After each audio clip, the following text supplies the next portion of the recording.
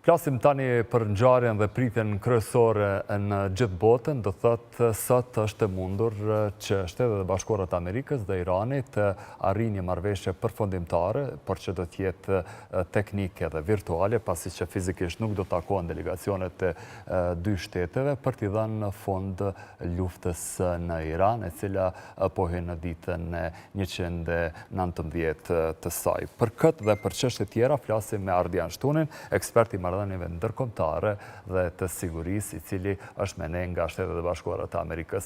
Faleminderit si gjithmonë zotëri Shtuni, dhe çfarë janë pritjet e juaja për ditën e sotshme? A mund kjo të jetë dita D për përfundimin e luftës në Iran?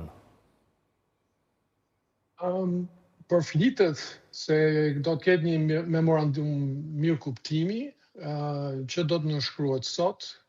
Kjo nuk është nuk përbën një marrëveshje përfundimtare që do të përfundonte luftën, por të paktën kështu po përflitet deri tani nga administrata Trump, pavarësisht se sinjalet kanë qenë negative nga Irani dhe ka pasur edhe zhvillime në terren, të cilat nuk janë shumë shpresëdhënëse, sepse ka pasur prap goditje me dron në Izrael dhe pastaj Izraeli ka goditur Beirutin. Kështu që situata është akoma e nder, por sot ka arsye që të pritet, sepse është edhe ditëlindja e presidentit Trump, bëhet 80 vjet.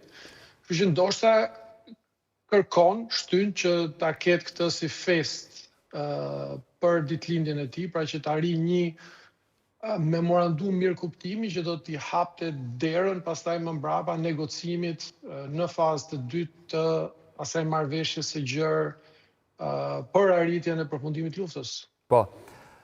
Dhe pikat kryesore, thot pala amerikane, janë hapja e plotë e ngushtisë së Hormuzit dhe ideja që Irani mos të ketë më armë nukleare, do thot mos të jetë me uraniumin e pasuruar. A janë të mundura, sidomos pjesa e dytë e kërkesës amerikane, për shkak se ngushtica e Hormuzit mund të hapet, mirë po kjo ideja me uraniumin duket se jetë fort e vështirë.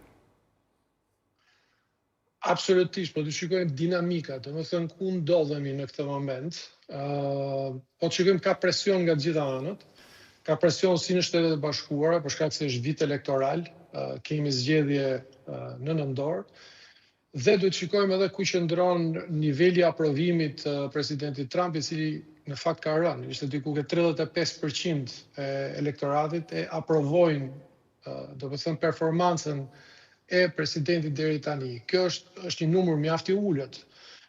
Ashtu ka presion brenda për brenda në Shtetet e Bashkuara për shkak të rritjes inflacionit. Çmimi i benzinës është rritur jashtëzakonisht, ka qenë $3 galloni, 4 litra që quhet, dhe ka vajtur diku 4,5 apo $5. Domethënë ka një rritje që ndihet se godet në xhep të gjithë popullatën. Dhe nëse goditet në xhep popullata, goditet në votë, edhe pastaj partia politike.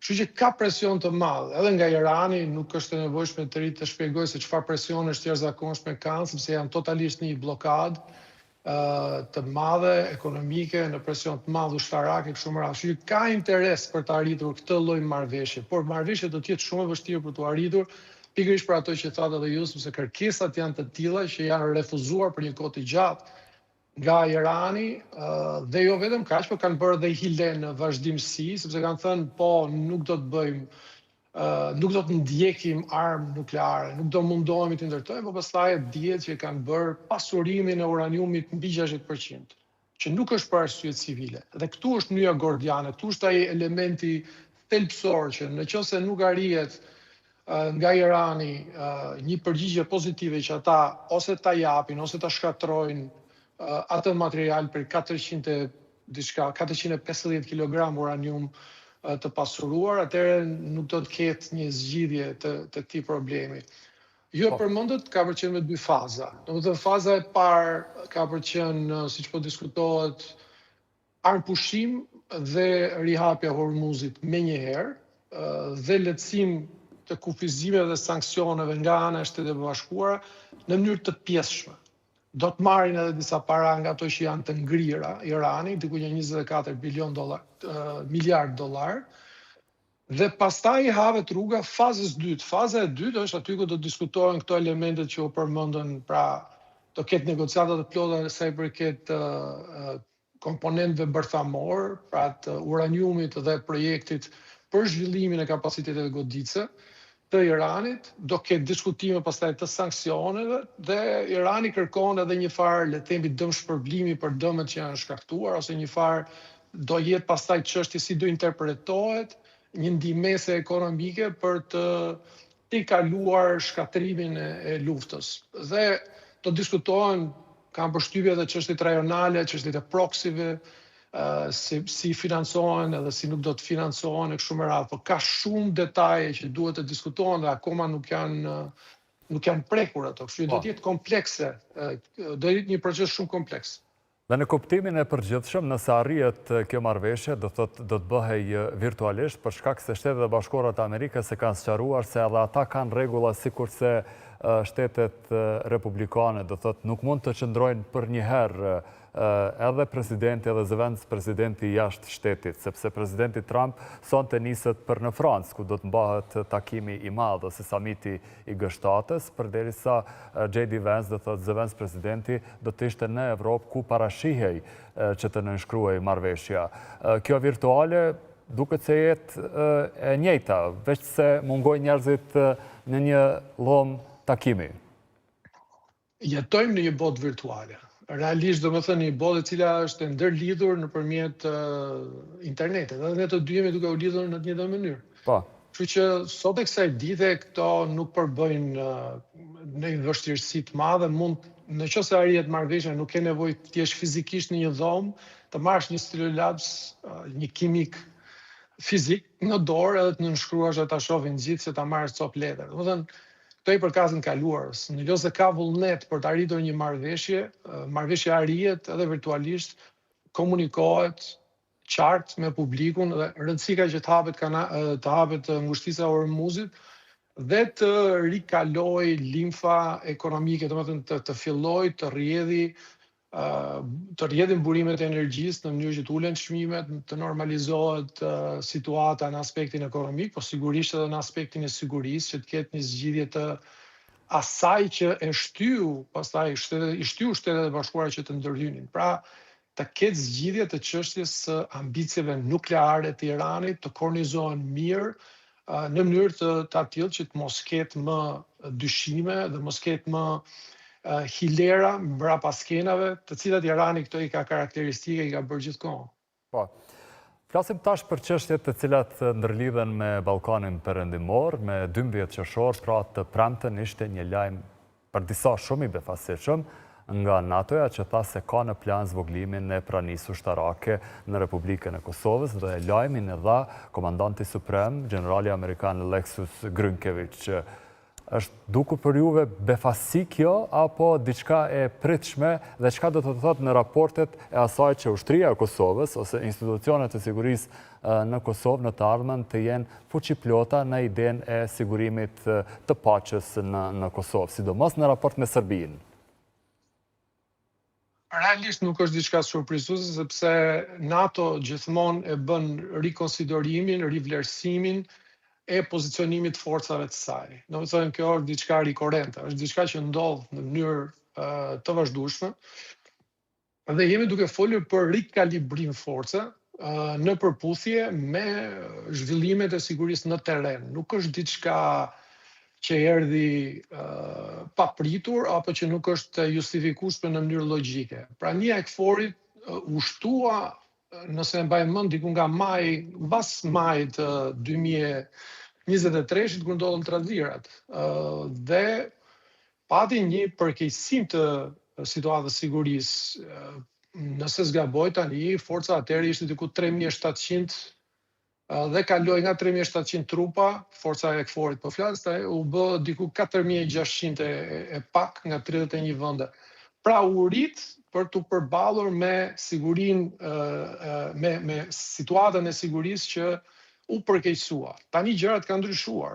Domethënë, situata ka ndryshuar në mënyrë pozitive, kështu që vendimin unë e lexoj si një rikalibrim, le të themi, përshtatës ndaj përmirësimit të situatës së sigurisë në terren. në Kosovë, asgjë tjetër përveç sa asaj, dhe do të kisha thënë që janë 3 element për të kuptuar këtu në këtë lloj njoftimi. E para punës, asgjë nuk ka ndryshuar nga mandati i KFOR-it. Po të njëjtin mandat KFOR-i vazhdon që ta ketë. Nuk ndryshon diçka rënja e numrit të trupave. Prap janë aty për siguruar një ambient të sigurt për gjithë popullsinë dhe për ta siguruar lëvizje të lirë të popullsisë të gjithë qytetarëve të Kosovës. Që prej 99-s që është vendosur aty ky trup i KFOR-it, e njëjta gjë ka qenë. E dyta është përshtatja apo zvoglimi i forcës nuk do të bëhet menjëherë, po do bëhet gradualisht. Pra do të bëhet për një vit, nuk do jetë nesër do të ikin trupat, çfarëdo pjesë të trupave që do të largohen. Dhe e treta është që NATO e vlerëson situatën në mënyrë të vazhdueshme. Dhe nëse e shikon që ka nevojë për të rritur trupat prap, në aspektin e sigurisë, prap ka për ta bërë, i kthen. Pra është e kthyeshme. Këto janë vendime elastike që bëhen në varësi të situatës në terren. Nuk ka diçka për të friksuar.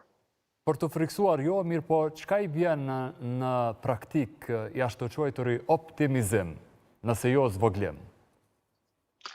Shiko, ajo është, janë terma teknik, çfarë do të thotë, që nëse neve nuk kemi rrezik të mjaftueshëm për të justifikuar 4600 trupa aty, atëherë do lëm 3600 trupa.